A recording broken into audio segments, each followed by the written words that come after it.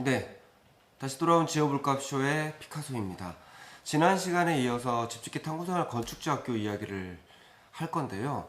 지난 시간에 드렸던 이야기를 짤막하게 좀 정리해보고, 그리고 이번 시간에 미리 말씀드린 것처럼 공법의 종류, 그 공법 간의 비교, 그리고 건축의 프로세스, 처음에 어떻게 시작해서 어떻게 해야 될지 뭐 이런 이야기 해보도록 하겠습니다. 네, 그런 이야기를 했었는데 정확한 목표 그리고 방향, 기획이죠. 이런 것들은 건축주의 몫이다. 그리고 또 이제 중요한 얘기가 뭐냐면 건축주의 주자는 주인 주자다.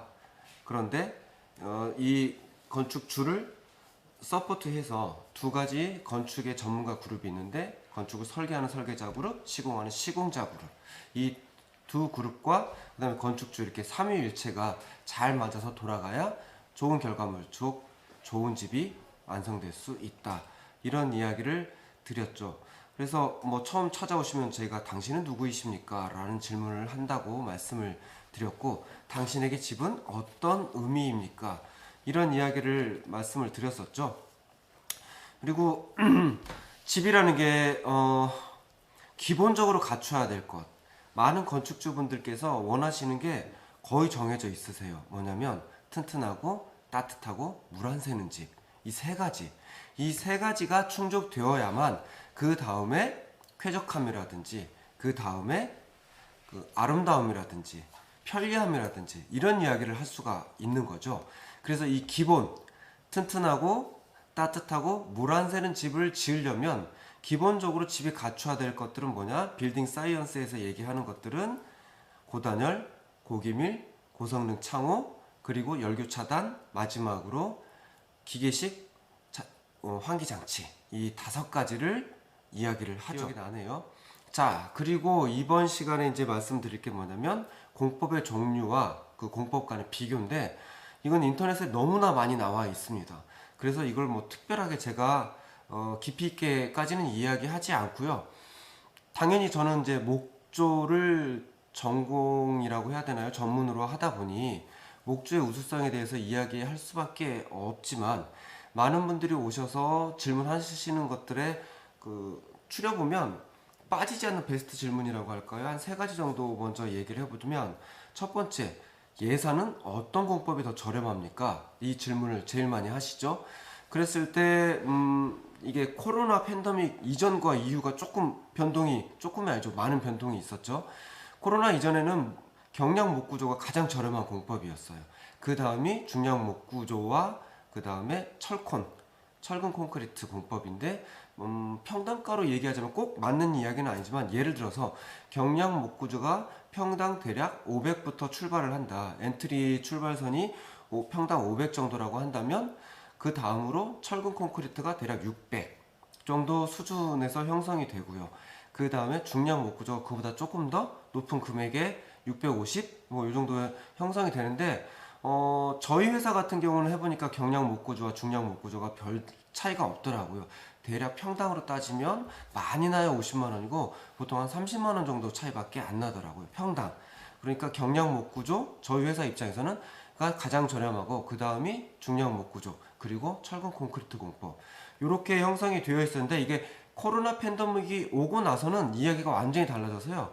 지금은 하루하루가 다릅니다. 어떤 게 더 저렴한 공법이라고 말씀드리기가 참 애매한 게, 작년 9월부터 경량 목구조 자재가 하나씩 쇼트가 나가지고 구하기 어려운 상황이 계속 벌어지다가, 올 초가 돼서는 이제는 급기야 국내에서는 경량 목구조 검증된 자재를 구할 수 없는 상황이 되어 버렸고요. 여기서는 뭐 구조재뿐만 아니라 합판, 그 다음에 단열재 뭐 이런 것들 다 포함이고, 미국에서 직수입하던 창호라든지 이런 것들도 역시 마찬가지고요.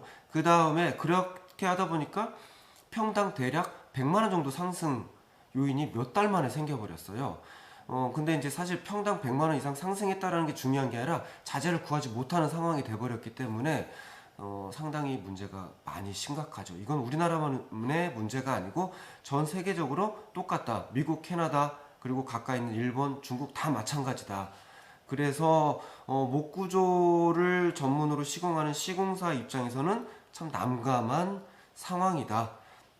그런 이야기를 드릴 수가 있고요. 이제 결론적으로 어떤 공법이 지금은 더 비싸냐? 모르겠습니다.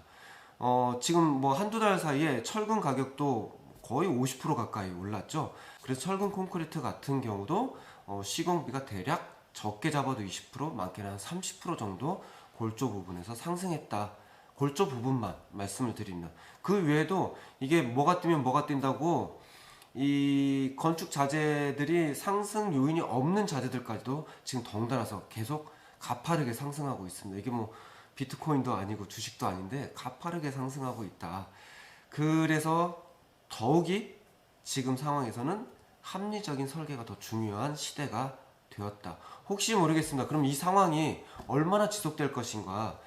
지금 당장 급하게 집을 짓지 않는다고 하면 계획을 충분히 세우고 설계를 미리 충분히 한 다음에 이 코로나 팬데믹에 의해서 벌어진 이 자재 수급 문제가 해결될 시점에 시공을 하면 건축을 하면 되지 않느냐라고 물어보실 수도 있겠는데 짧게는 내년 말까지 지속될 것 같습니다. 이게 다양한 요인들이 있습니다. 이게 모든 게 뭐 한마디로 누구 때문이다 핑계를 딱 잡자면 사실은 코로나가 가장 크죠. 그래서 단가 문제는 사실 지금 상황에서는 모르겠다가 답이고요. 그 다음에 또 많이 질문하는 게 뭐냐면 어떤 게 더 친환경적이냐 라는 질문 꽤 많이 하시죠. 여기서 말하는 친환경이라는 건 두 가지 포인트로 이야기를 드릴 수가 있는데, 첫 번째, 그 실내 공간에서 거주하는 건축 내부에 거주하는 우리 인체에 사람의 건강에 어떤 영향을 끼치느냐의 친환경을 따져볼 수가 있을 거고, 두 번째, 지구 환경에 어떤 영향을 미치느냐, 뭐 두 가지를 볼 수가 있는데, 결론적으로 답만 드리자면 사실은 제가 목구조를 전문으로 하고 있어서 그렇게 말씀을 드릴 수밖에 없는 상황이 아니고, 이건 뭐 이미 다 검증되고 이야기는 끝난 거니까요. 뭐 어떤 분들은 뭐 목재를 산에서 베어내서 그걸 가지고 건축에 이용하는 것은 지구 환경을 해치는 일이라고 오해를 하시는 분들도 있고, 조림 산업이라든지 지구 환경에 목재가 어떤 영향을 끼치는지를 조금만 공부하신 분들이라면 그렇게 이야기할 수가 없죠. 가장 친환경적인 것, 인체 그리고 지구 환경에 가장 친환경적인 공법은 목조 건축이다. 그리고 또 물어보시는 게 뭐냐면 어떤 공법으로 하는 게 더 튼튼합니까? 이렇게 물어보시는 분도 되게 많으세요. 어떤 공법이 더 튼튼하냐? 이것도 이미 다 검증이 돼서 답은 나와 있는 상황입니다. 목구조입니다. 그 일본 같은 경우 95년도에 고베 대지진 이후에 목조 건축이 5층 이하 건축물의 97%를 차지하고 있죠. 그건 왜 그러느냐? 지진을 겪어보니, 그렇게 큰 지진을 겪어보니 목구조가 지진에 가장 안전하다는 걸 깨달은 거죠. 그게 뭐 답이 될 것 같고요. 우리나라도 지진에 더 이상 안전지대가 아니라는 거는 뭐 알고 계시잖아요. 그래서 법도 계속해서 제정이 되어 가지고 내진 설계와 내진 시공을 할 수 있도록 계속 바뀌어 가고 있죠. 그 다음에 그러면 가장 따뜻한 집은 뭐 가장 튼튼한 집은 다 목조다. 그러면 목조는 단점은 없느냐? 이렇게 물어보시죠. 단점 이야기를 하자면 단점이 없을 수가 없죠. 극선은 아니거든요. 단점이 있습니다. 가장 대표적인 단점이 불과 물 두 가지인데, 이 불과 물 두 가지를 제외한 나머지는 정말 장점 투성이죠. 그런데 이 불과 물 두 가지밖에 안 되는 단점이 정말 치명적인 단점이죠. 왜? 자재가 목재이기 때문에. 목재는 불과 물에 취약할 수밖에 없기 때문에. 하지만 여기서 생각하셔야 될 포인트는 뭐냐? 우리가 흔히 주변에서 보는 사찰이나 궁궐 이런 데서 보는 노출되어 있는 목구조가 아니라는 것. 우리가 현대 그 주거용으로 짓고 있는 경량 목구조나 중목구조는 목재가 노출되지 않고 벽 속에 숨게 되잖아요. 그렇게 되면 이야기가 또 달라진다. 그래서 결론적으로 화재랑 그 다음에 수분에 의해서 그러니까 썩는 문제라든지 곰팡이가 핀다든지 아니면 벌레로 인해서 뭐 구조적인 문제가 생길 걸 걱정하시는 분들이 많으신데, 그런 걱정에 대한 솔루션은 이미 다 나와 있다. 이미 다 나와 있어서 정통적인 공법을 그대로 준수하면서 시공한다면 역설적이게도 목재이지만 화재에 가장 안전한 게 목구조이고 수분에 가장 안전한 게 목구조이다. 뭐 더 깊이 들어가기는 좀 어려울 것 같습니다.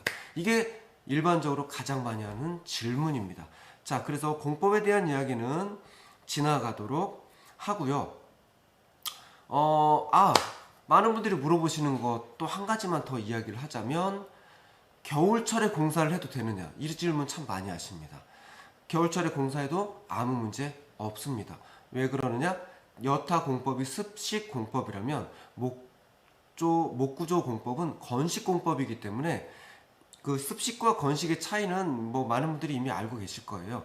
예를 들면 철근 콘크리트 같은 경우는 몰타를 이용하잖아요. 그 몰타는 물을 베이스로 합니다. 그렇죠? 그러려면 이 물이 마르면서 양생이 되는데 한겨울에 피해야 된다는 얘기는 상식처럼 알고 계시잖아요. 그 이유가 왜냐면 양생되기 이전에 외부의 온도가 낮으면 얼어버리기 때문에 이 양생되기 전에 얼어서 문제가 생기는 거죠. 그런데 건식일 경우에는 그런 문제가 없다. 그래서 한겨울에 목구조는 시공을 해도 아무런 문제가 없다. 요 얘기를 드리고요. 공법을 선정할 때에 따져봐야 될 것들은 뭐냐면, 내가 짓고자 하는 건축물의 목적이 무엇이냐.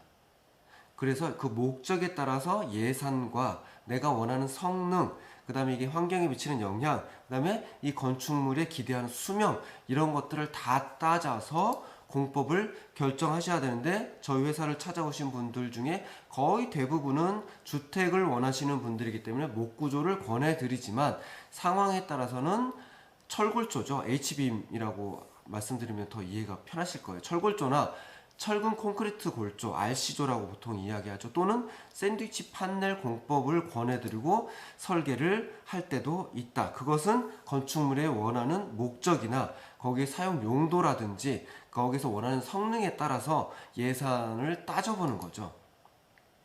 자, 그 다음에 건축에 이제 여기까지 건축의 공법에 대한 이야기를 했고요. 건축 프로세스에 대한 이야기를 해볼 텐데, 앞서서 이야기해 드렸던 것보다 이 이야기가 어떻게 보면 좀 더 건축주 입장에서는 도움이 되실 이야기일 겁니다. 왜 그러느냐?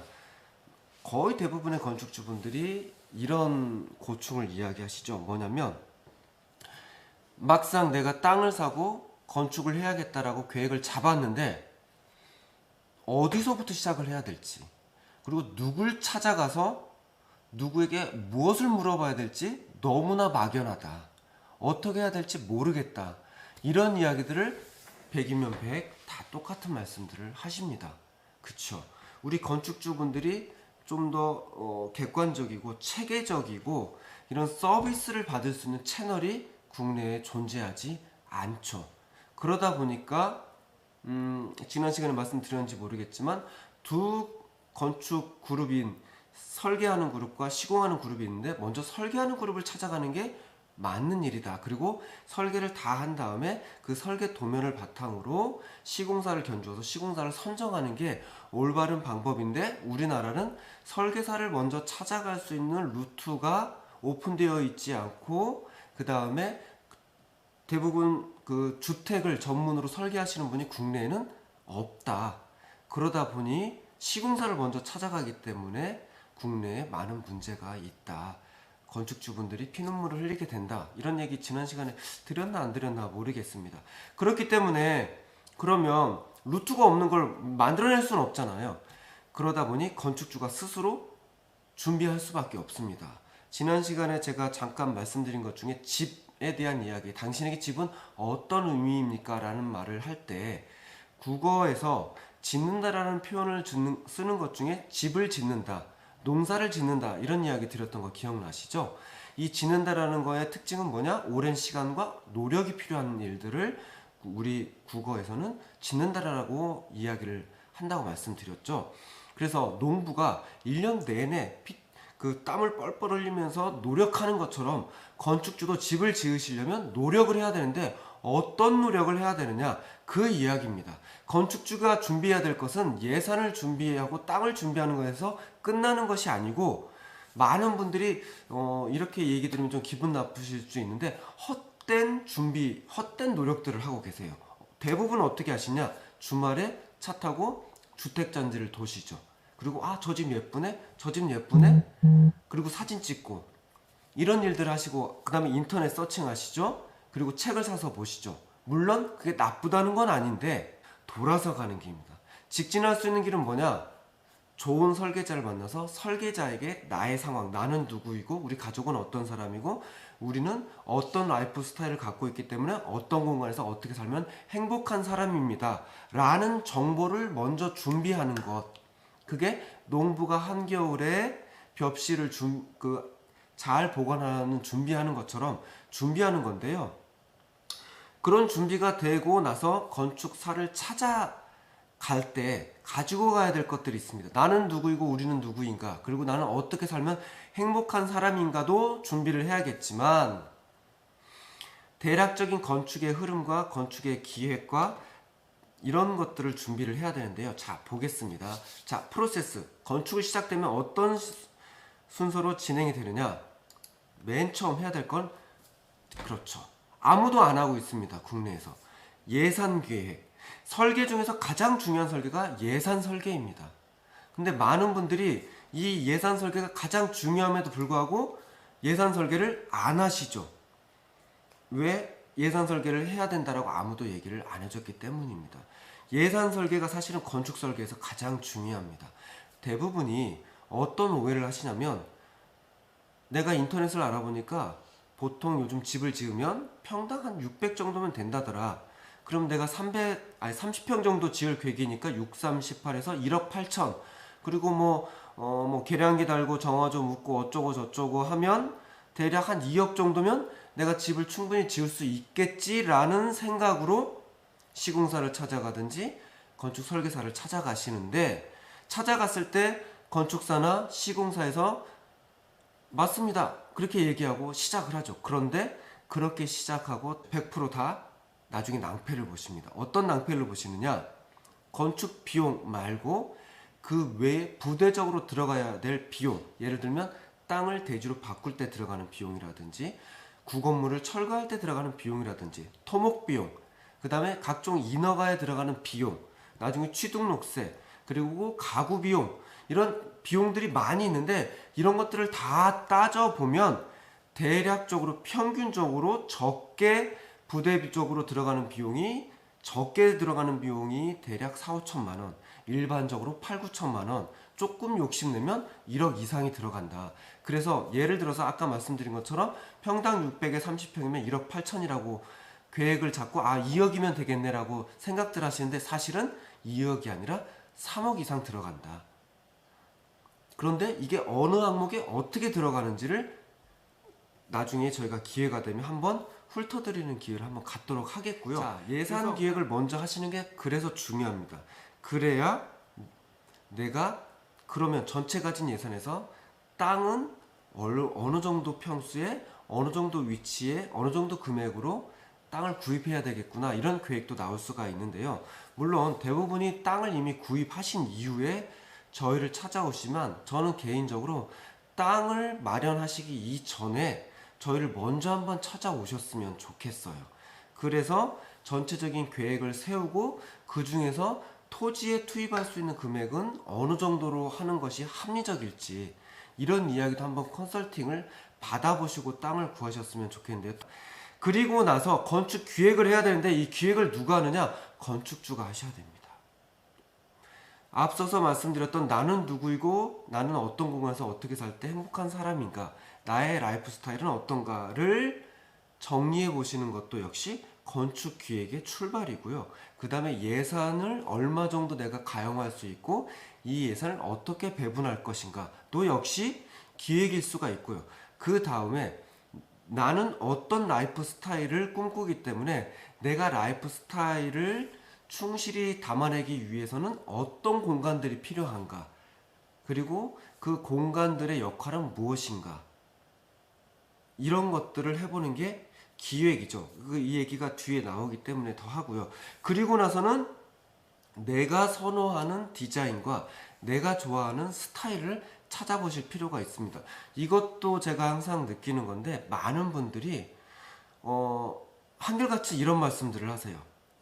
저희는 합리적인 사람입니다. 건축주분 피셜로 말씀드리는 거예요. 저희는 합리적인 사람이고 저희는 돈이 많지 않은 서민이기 때문에 저희가 소망하는 집은 이런 집입니다 라고 말씀하시는데 똑같아요. 오시는 분들마다 다 똑같은 이야기 하세요. 30평 거실 크게, 주방 크게, 방 3개. 그리고 우리는 합리적이니까 큰돈 들이지 않고 심플하고 모던하게 깔끔하게 큰돈 들이지 않고 짓고 싶습니다라는 얘기를 다 하시거든요. 자, 집이 아니고 머리 스타일이나 옷이라고 생각해 봅시다. 이게 10대 후반에 결정된 머리 스타일, 헤어스타일이 평생 가는 거 아세요? 주변에서 아무리 그 스타일을 바꾸면 더 나아질 거라고 얘기해줘도 못 바꾸세요. 그렇죠. 옷도 마찬가지입니다. 10대 후반이면 입는 옷의 스타일이 이미 다 결정이 되는데 그게 평생 갑니다. 그쵸? 그건 왜 그러느냐? 어렸을 때부터 오랜 기간 동안 시행착오를 겪으면서 어떤 게 내 스타일인지를 이미 체득을 하시고 결정을 하신 거예요. 나에게 맞는 스타일인 거죠. 그걸 알고 계십니다. 음식도 그렇고 의류라든지 헤어스타일이라든지 특히 뭐 안경이라든지 이런 것들도 거의 같은 스타일로 가시잖아요. 내가 그렇게 했을 때 편안하기 때문이에요. 내 정서에 맞고. 그런데 한결같이 모두들 모던 스타일을 얘기하시거든요. 그렇다면 누군가는 안 맞는 스타일이 있다는 거예요. 그래서 제가 설계를 진행하기 이전에 그분들의 취향을 파악할 때 보면 다 똑같이 심플하고 모던이라고 얘기하시지만 심플하고 모던한 분들은 그 중에 30%도 안 되더라. 네. 그래서 많은 분들이 본인의 취향을 오해하고 계시더라. 그럴 수밖에 없습니다. 왜? 건축, 디자인에 대해서는 시행착오를 겪으면서 경험을 해보지 못하셨기 때문이죠. 그래서 내가 과연 어떤 스타일을 정말 좋아하는지 이것도 충분히 생각해 보실 필요가 있습니다. 자, 그런 걸 어떻게 그러면 이분 스타일이 뭔지 알아내는 방법이 있는데 뭐 그런 이야기는 제가 먹고 사는 저희만의 어떤 노하우이기 때문에 그 이야기까지는 네, 안 하도록 하고요. 그리고 나서 이렇게 예산이 결정이 되고요. 땅이 결정이 되고 그 다음에 취향과 라이프 스타일을 알게 되고 내가 원하는 디자인의 컨셉이나 스타일을 결정이 되고 나면 그리고 나서 이 결정된 땅의 컨디션, 예산, 그 다음에 라이프 스타일과 나의 취향들을 접목을 해서 설계를 드디어 시작을 하는 거죠. 설계를 건축사 찾아가서 설계하시는 분 찾아가서 30평에 거실 크게, 주방 크게, 방 3개 한다라고 해서 설계가 되는 게 아닙니다. 자동차도 전 세계에 수백 개의 자동차 메이커가 있고 같은 자동차 메이커에서도 수많은 다른 스타일의 자동차들이 나오는 것처럼 설계, 건축도 역시 마찬가지입니다. 정확하게 그분들의 맞는 규모와 스타일이 있어요. 이런 것들을 알고 설계를 의뢰하셔야 된다. 그래서 설계가 어느 정도 진행이 되고 나면 그 다음에 철거 및 측량을 해야 되고 그리고 인허가를 진행을 하고 인허가를 진행하기 이전에 결정돼야 될 것들이 뭐냐면 설계도서인데 이 설계도서를 바탕으로 해서 시공사를 선정하고 시공이 들어가고 시공이 됐을 때 시공사와 계약하면 끝나느냐 그게 아니라 건축주는 건축주잖아요. 그 건축의 주인이에요. 하셔야 될 일이 있습니다. 뭐냐면 감리와 감독을 하셔야 된다는 거. 그리고 나중에 인수를 해야 되는데 건축물 인수를 그냥 이삿짐 날라서 들어가가지고 사면 인수냐? 그게 아닙니다. 인수도 기술이 필요한데 이런 이야기들을 해볼 텐데 이 모든 단계 중에서 가장 중요한 게 뭐냐? 건축주가 해야 될 기획 단계가 가장 중요하다. 그리고 이 기획한 것들을 정리해서 들고 누굴 찾아가셔야 되냐? 설계자를 찾아가셔야 된다. 그래서 설계자에게 나에 대한 정보, 땅에 대한 정보, 예산에 대한 정보를 주셔야 된다. 이게 능력 있는 건축 설계자들은 준비되어 있지 않은 건축주들을 준비할 수 있는 이런 이야기들을 하는데 꽤 많은 시간들을 소요를 하죠. 이런 것들을 끄집어내기 위해서 뭐 보자마자 바로 그냥 30평짜리 설계를 들어가는 건 좋은 설계자가 아니다. 그런 설계자들은 하수라고 감히 말씀드릴 수가 있을 것 같습니다. 그리고 나서 그 설계를 바탕으로 시공사를 선정하고 시공에 들어가게 된다. 그리고 최종적으로 집을 얻게 된다. 그래서 내가 집을 얻게 최종 골은 집이지만 이 집을 얻기 위해서 집을 지을 때 시공사가 중요하다고 생각하시는데 사실은 시공사보다 더 중요한 게 뭐냐면 설계이고 설계보다 더 중요한 건 뭐냐? 기획이다. 그래서 건축주가 준비되어 있어야 된다. 이 이야기입니다. 건축 기획에서는 내가 가진 예산, 그 다음에 취향, 그 다음에 수많은 조건들 내에서 합리적이고 최상의 결과물, 최상의 솔루션을 찾아가는 그 도출해내는 과정, 그 자체가 설계의 과정이라고 보시면 됩니다. 근데 그 출발은 건축주의 기획에서 출발된다. 자, 건축주가 그러면 집 하나 짓기 위해서 수많은 사람들을 만납니다. 뭐 거꾸로 되짚어 볼까요? 부동산 중개인 뿐만이 아니라 포장이사 하시는 분들도 만나야 되고, 가구, 그렇죠? 싱크대 하시는 영업사원들도 만나셔야 되고, 그 다음에 냉난방, 그쵸? 에어컨 전문가도 만나야 되고, 이런 것처럼 만나야 될 사람들이 어마어마하게 많아요. 대략 건축주들이 처음 집을 지으려고 계획을 세운 이후에 입주할 때까지 만나셔야 될 분이 대략 한 50명 이상 됩니다. 50명 이상 되는데 뭐 집짓기 플래너 이거 보통 영업사원들이죠. 그 다음에 건축사, 시공사, 감리사, 부동산 중개사, 세무회계사, 법무사, 감정평가사, 컨설팅 하시는 업체 직원, 그 다음에 하나가 더 나오죠. 이렇게 수많은 직원들을 만나야 되고, 직영공사 하시는 분들 같은 경우는 각 공정마다의 전문가를 다 만나게 되죠. 그렇기 때문에 저는 건축주는 어떻게 보면 오케스트라 지휘자라고 생각을 합니다. 아, 그러면 오케스트라 지휘자면 대단히 많은 기술과 많은 지식을 갖고 있어야 되냐? 꼭 그런 건 아닙니다. 오케스트라 지휘자는 수많은 악기들을 지휘하는 거잖아요. 그렇다라고 이 오케스트라 지휘자가 모든 악기를 다 연주할 줄 아는 건 아니에요. 다만 실력이 좋은 악기 연주자를 섭외하고 그 실력이 좋은 악기 연주자를 잘 배치하고 그 가진 연주자의 장점은 드러나게 하고 단점은 없애줄 수 있도록 조율하는 역할, 그게 오케스트라 지휘자잖아요. 건축 기획이 중요하다는 말씀을 드렸는데 결국은 설계를 진행하다 보면 기획을 하고 로드맵을 짜다 보면 결국은 가장 많이 걸리는 걸림돌이라고까지 표현할 수는 없지만 예산이더라고요. 그래서 앞서서 말씀드린 것처럼 예산 기획을 해보는 것, 예산 설계를 해보는 게 정말 중요합니다. 그러지 않으면 내가 뜻하지 않고 대출을 더 받게 된다거나 내가 뜻하지 않고 내가 공사를 중간에 스톱하는 일이 벌어질 수밖에 없는 낭패를 보게 되는 거죠. 이게 집을 지어서 행복하게 살고자 집을 처음에 짓기 시작을 했는데 중간에 공사가 스톱된다든지, 아니면 집은 어떻게든 완성시키기 위해서 내가 나의 능력을 범위를 벗어나는 과도한 채무를 지어서 집을 완성한다든지, 이러면 결코 행복할 수가 없거든요. 그래서 애초에 설계를 들어가기 전에 예산 기획을 해보는 게 중요하다. 하지만 반대로 제가 말씀을 드리는 경우도 있습니다. 어떤 이야기냐? 예산은 건축 설계를 하기 위한 수많은 조건들 중에 단 하나에 불과합니다. 그렇기 때문에 예산 때문에 못하는 건 아닙니다. 여기서 못한다는 건 뭐냐면 건축을 못한다든지 아니면 내가 행복한 삶을 영위하지 못한다라는 얘기는 아닙니다.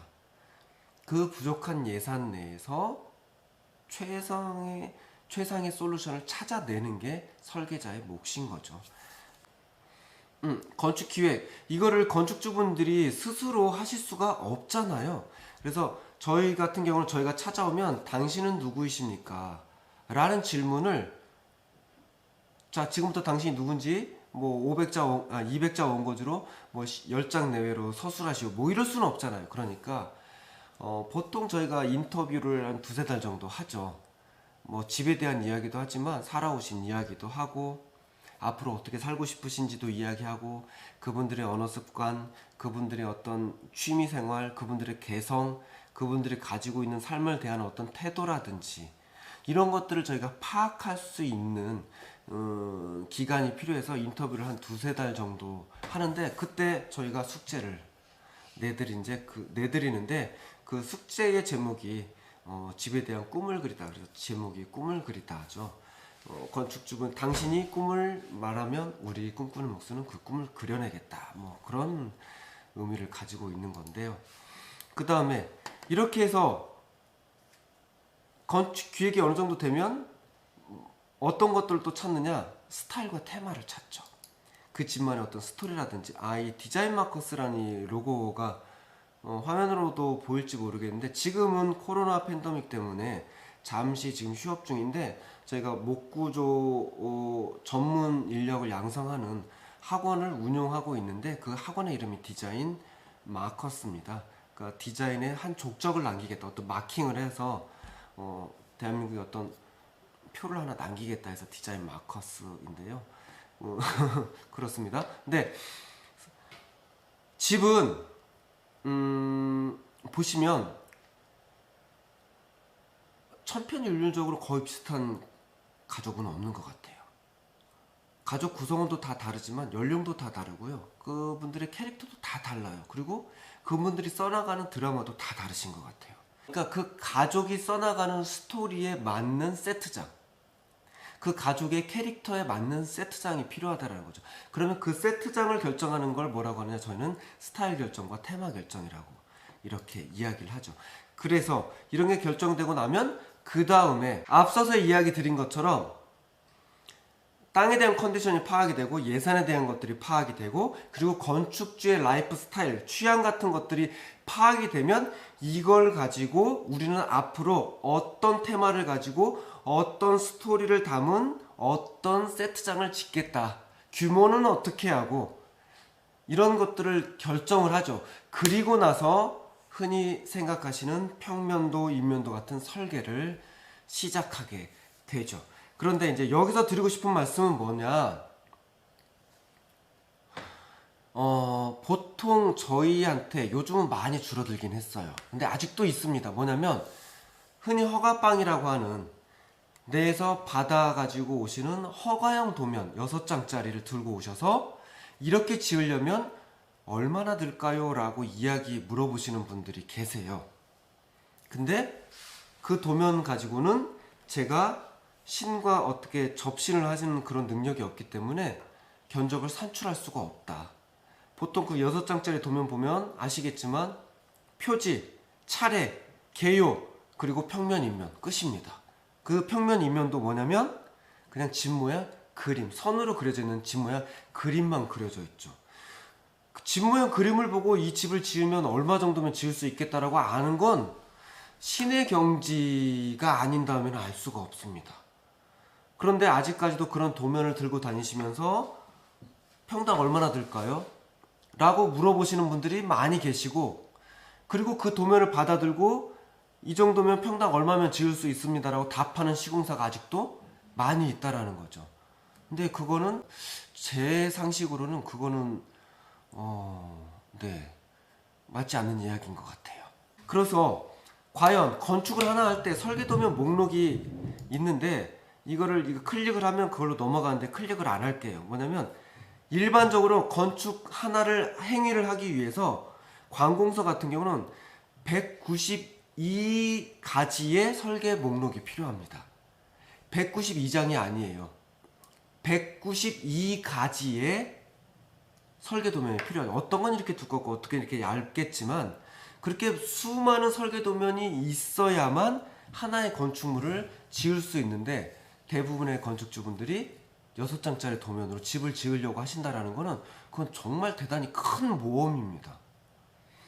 그리고 또 한 가지 드리고 싶은 말씀은 뭐냐면 많은 건축주분들께서 설계자 그룹, 그러니까 건축사죠.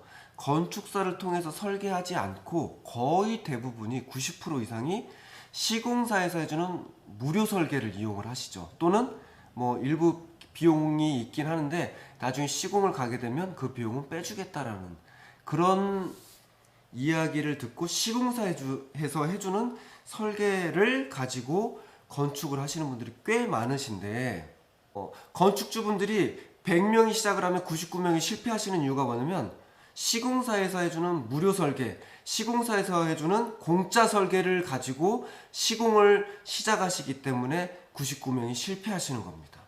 그런데 그런 도면들을 가지고 보면 설마 그러겠어 하지만 설마 그런 집이 꽤 많은데 뭐냐면 목적에 맞지 않은 설계, 이분들이 원하는 목적에 맞지 않는 설계를 가지고 시공을 하시는 분들이 많고, 왜?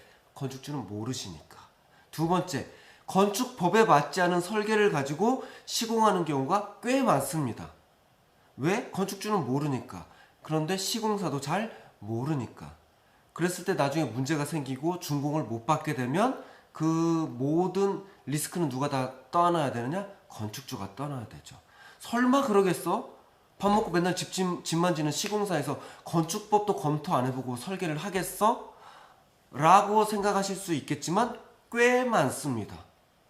심지어는 건축사에서 설계한 도면 중에도 건축법을 충분히 검토하지 않고 설계하는 경우가 종종 왕왕 있습니다. 그리고 우리 가족에 맞지 않는 설계를 하는 경우도 꽤 많죠. 대부분인 것 같아요. 가족 구성원이 몇 명인지, 그 다음에 그 가족 구성원들이 집에서 거주하는 시간이 어떻게 되고 어떤 라이프 스타일을 가지고 있는지도 따져보지 않고 그냥 거실 크게, 주방 크게, 방 3개만 원하는 대로만 이렇게 하는 경우가 정말 많은 것 같고요. 그 다음에 예산에 맞지 않는 설계 정말 많습니다. 그렇게 예산에 맞지 않은, 예산보다 훨씬 많은 비용을 투입해야만 완공할 수 있는 도면을 들고 오셔서 깎아달라고 하시는데 제가 돈을 보태서 지어드릴 수는 없기 때문에 저희는 못합니다라고 말씀을 드리죠. 근데 참 재밌는 건 누군가는 그 예산에 지어준다라고 하고 계약을 하시더라고요. 근데 뭐 제가 겁주는 건 아니고요. 지금 듣고 계신 분들한테. 그분들이 그러면 그 예산 내에서 그 시공을 마무리 지었느냐? 그런 사례는 아직 없었습니다. 왜? 그 시공사에서 돈을 보태서 지어줄 리는 없잖아요. 결국은 그 도면에 충실하게 시공을 하려면 그 예산이 안 들어갈 수가 없습니다. 싸게 해주겠다라고 하는데 대한민국에서 공짜는 없잖아요. 그 다음에 견적을 산출할 수 있는 설계, 네, 이것도 참 할 말 많습니다. 가끔 뭐 이거 견적 좀 산출해 줄 수 있냐라고 도면이 뭐 건축사 사무소에서 들어오기도 하고 시공사에서 들어오기도 하고 그 다음에 건축주한테 들어오기도 하는데 견적을 산출할 수 없는 도면이 거의 대부분입니다. 1년에 보면 한두 건을 제외하고는 대부분이 다 견적 자체를 산출할 수 없는 설계예요.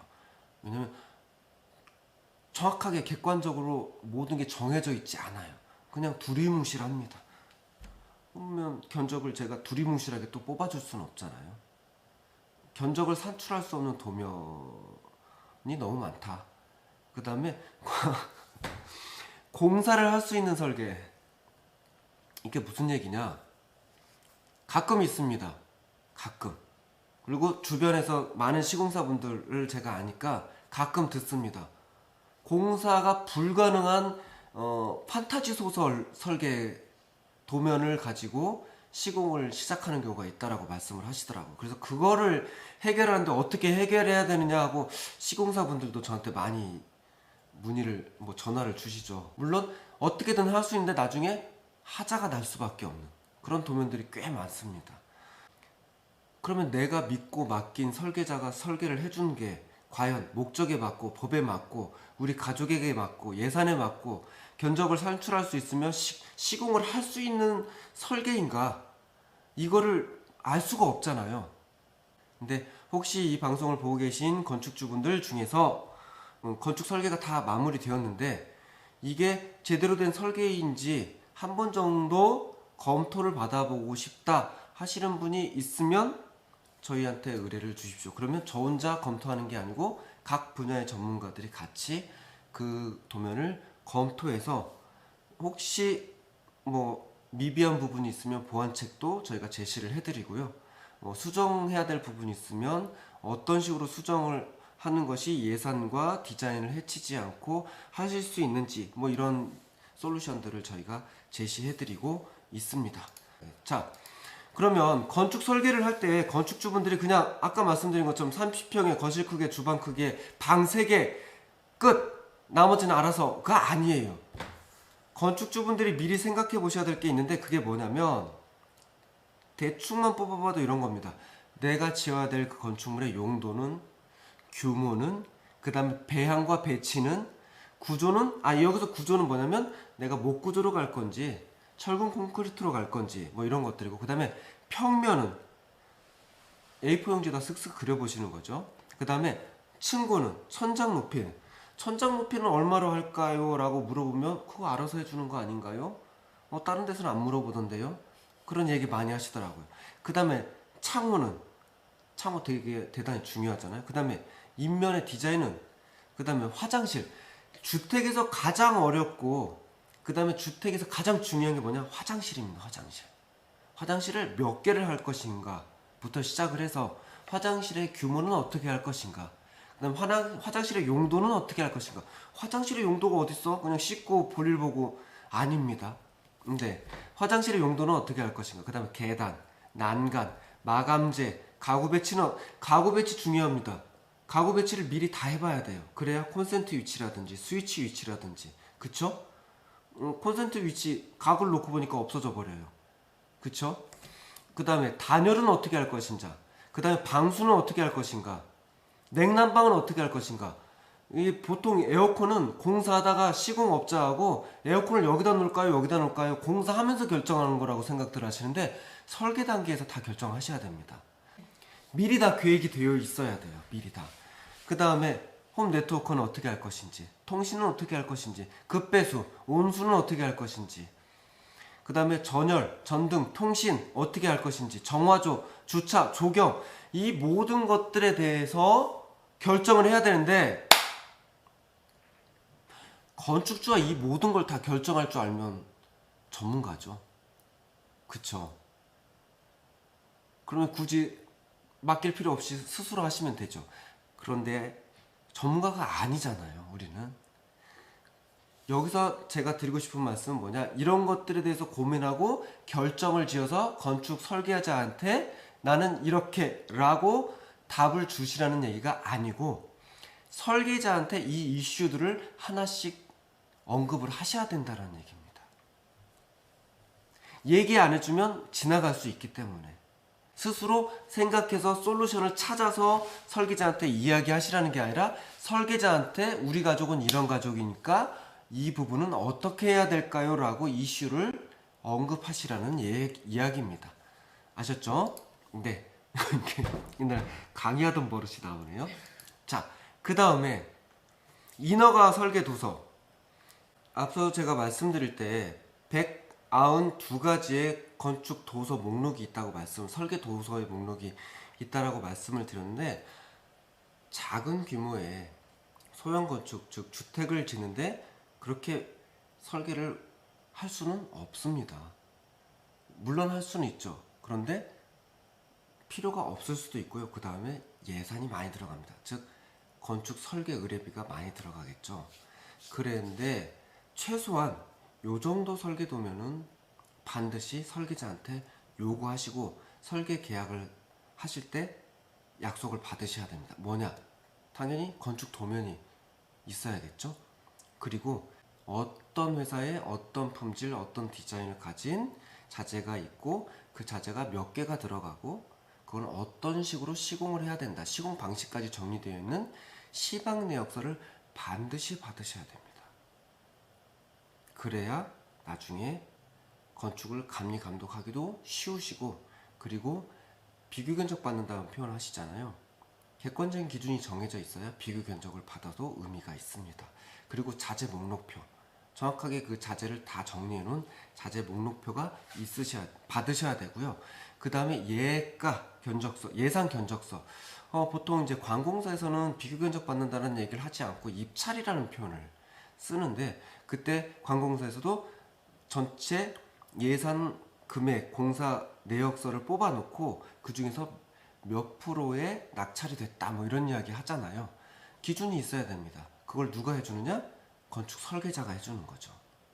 그 다음에 또 뭐 견적 조건서라든지 계약 조건서. 견적 조건서는 뭐냐면 너희가 견적을 산출함에 있어서, 예를 들면 이런 겁니다. 우리 집은 5스타 품질 인증을 받을 것이다.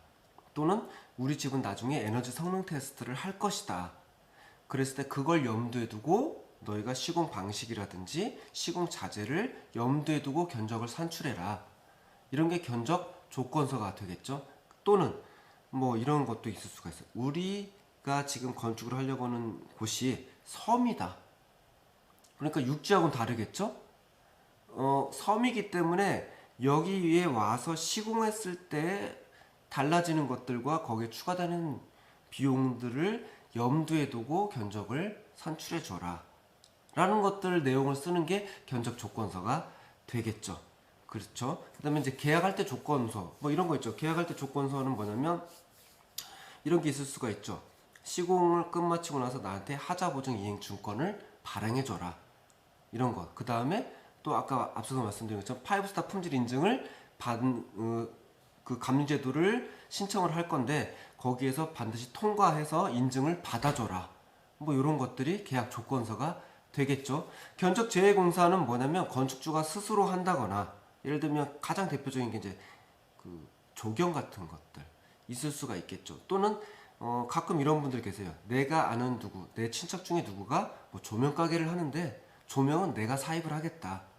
그러면 견적 산출을 할 때 견적에서 이 조명은 제외시켜줘라. 뭐 이런 것들.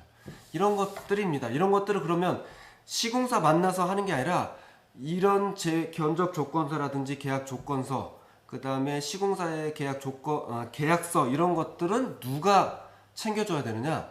설계자가 챙겨줘야 된다는 거죠. 왜? 설계자는 내 편이고 설계자는 객관적이고 이익이 끼어있지 않기 때문에 시공사와는 달리. 그쵸?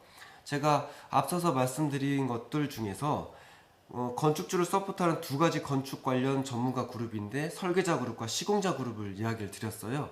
근데 이 시공자 그룹은 나와의 이익이 상충되는 관계입니다. 그쵸? 건축주는 최소의 비용으로 가성비 좋은 결과물을 얻기 원하시는 분들이지만 시공자는 예산은 최대한 많이 받아내고 공사는 최대한 싸게 해야 되는 그룹이잖아요. 그래야 이 시공자 그룹이 시체말로 먹고 살 수 있잖아요. 그러니까 서로 이익을 가운데 놓고 이익이 상충되는 관계죠. 하지만 이 설계자는 이익이 상충되는 관계가 아니에요. 설계자가 가지고 있는 기술과 그 능력과 경험, 노하우를 바탕으로 해서 건축주의 의뢰를 받아서 건축주 편에서 솔루션을 만들어주는, 설계 도면을 만들어주는 분이기 때문에 이 모든 것들은 다 누가 해주는 것이 맞느냐? 설계자가 해주는 게 맞다라는 거죠. 그러면 인허가가 진행이 되고 설계 도서가 앞서서 말씀드린 설계 도서가 완벽하게 준비가 되었다. 그럼 시공사를 선정하셔야 되잖아요. 시공사를 선정하셔야 되는데 팁을 드리자면 뭐 여러 가지를 견주셔야겠죠. 여기 나온 것처럼 예산도 중요하고 그 회사의 시공 실적이라든지 시공 능력도 견주어 보셔야 되고, 그 다음에 내가 집을 짓고자 하는 곳의 지역적 어떤 인접성이라든지, 그 다음에 고객들의 평가인데 가장 중요한 건 고객들의 평가입니다. 제가 드리는 팁, 시공사 선정할 때의 팁, 내가 시공을 맡기려고 견주고 있는 회사에 연락하셔서 기존에 시공했던 현장을 방문할 수 있도록 해달라고 요청하시는 것. 그 요청을 받아들이지 않고 핑계를 대시고 없다라고 하면 그 회사는 아무리 달콤하고 좋은 조건을 제시하더라도 버리시는 게 맞습니다. 건축주와 관계가 안 좋다라는 거거나 또는 시공 이력이 없다라는 겁니다. 홈페이지 보니까 시공 이력이 되게 많던데 그게 다 시공 이력이 아닌 홈페이지를 운영하는 시공사들도 많습니다. 그래서 왜 고객 평가가 중요하느냐? 내가 앞으로 그 시공사와 겪어야 될 모든 과정, 전 과정을 그 기존에 지어서 살고 계신 분들은 다 겪어보신 거예요. 그래서 그분을 찾아가셔서 그분들의 이야기를 들어보시고 그분들이 칭찬하는 시공사면 좋은 집을 지을 가능성이 높은 시공사라는 거죠. 한 가지 더, 지은 지 3년 된 집 또는 지은 지 한 7년 된 집 요런 데도 요청을 해서 찾아가 보시기를 반드시 권해드립니다. 시공사를 잘 만나야 좋은 집을 짓는다라는 거 상식처럼 알고 계시잖아요.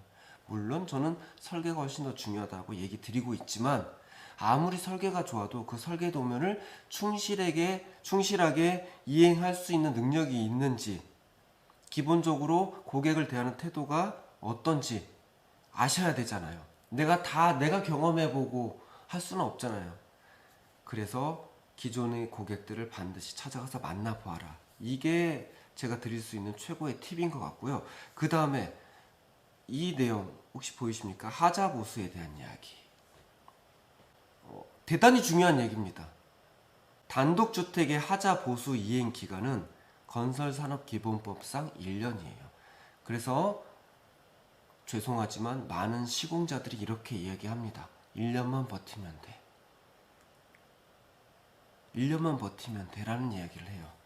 그래서 물이 안 새게 하려면 거기에 따른 디테일과 자재를 이용해서 시공을 해야 되는 부분을 하지 않고 실리콘 쏘고 끝내버리죠. 왜? 실리콘은 1년 버티거든요. 1년 후에 새는 건 나 몰라라 해도 되거든요. 그래서 건설산업기본법상 하자보수 이행 기간이 1년이기 때문에 1년만 버티면 돼 라고 얘기하는데, 하자와 부실시공은 다릅니다. 하자나 부실시공이나 거의 같은 말처럼 들리잖아요. 그런데 하자는 유효기간이 1년이지만 부실시공은 공소시효가 없어요. 공소시효가 평생입니다. 10년 후에도 문제가 생기면 시공사에서 책임을 져줘야 돼요. 공소시효가 없는 부실시공일 경우에는. 그러면 하자와 부실시공을 나누는 기준이 뭘까요? 하자는 도면에 A라는 자재를 이용해서 B라는 공법으로 시공하라고 해서 했는데 문제가 생기는 건 하자라고 하는데, 시공사에서 A라는 자재를 쓰라고 했는데 이걸 C로 바꾸고, B 공법으로 시공하라고 했는데 이걸 시공법을 D로 바꾸고, 또는 생략해버리고 자재를 바꿔치고 이렇게 해서 문제가 생기는 건 하자가 아니고 부실시공이라고 표현합니다. 부실시공은 공소시효가 없다. 그래서 다시 한번 강조할 수밖에 없지만, 그래서 설계가 중요하다.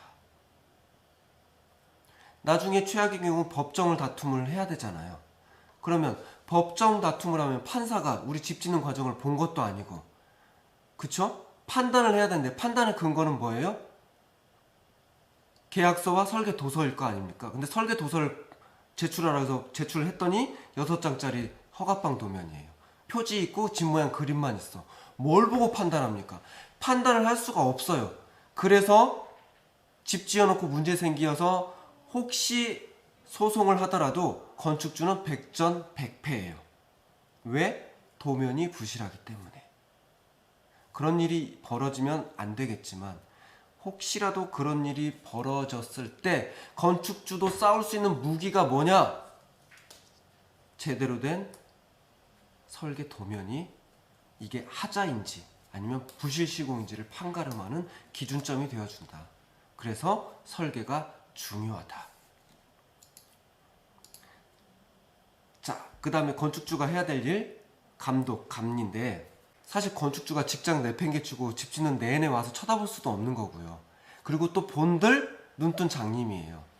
그래서 제가 추천해드리고자 한다면 한국목조건축협회가 주관을 하고, 그 다음에 협력기관으로 캐나다 우드 한국사무소, 그 다음에 산림청에 있는 산림과학원이 함께 준비했고 함께 하고 있는 목조건축 품질인증 감리제도가 있어요. 사설제도죠. 그 제도가 한국목조건축협회에 들어가 보시면 5스타 품질인증이라고 있습니다. 그걸 신청하시면 최소한은 품질을 담보받으실 수가 있습니다. 비용도 저렴합니다. 비용도 되게 저렴한데 그 저렴한 비용 이상의 가치를 충분히 합니다. 나는 봐도 모르는데 전문가들이 3차례 정도 방문을 하죠. 3차례 정도가 아니라 3차례 방문합니다. 도면 검토도 해주고요. 3차례 방문해서 리포트를 만들어서 시공사하고 건축주한테 주죠. 잘못된 부분이 이 부분이고 이건 어떻게 바꿔야 된다, 이런 것들을 체크한 항목이 수백 가지가 있습니다. 그렇게 해서 해주기 때문에 5스타 품질 인증 제도를 이용해 보셔라. 저는 그렇게 말씀드리겠습니다. 자, 그렇다면 건축주는 현장에 한 번도 안 가도 되느냐? 아닙니다. 건축주도 현장에 가셔야 됩니다. 가서 하셔야 될 일이 있는데 어떤 일을 하셔야 되느냐, 그래야 우리 집이 잘 지어질 수 있느냐, 그 이야기 다음 시간에 이어서 해보도록 하겠습니다. 다음 시간에는 30분에 짧게 해보도록 하겠습니다. 이상 오늘 집짓기 탐구생활 건축주 학교 두 번째 시간 마치도록 하겠습니다. 피카소였습니다. 안녕히 계세요.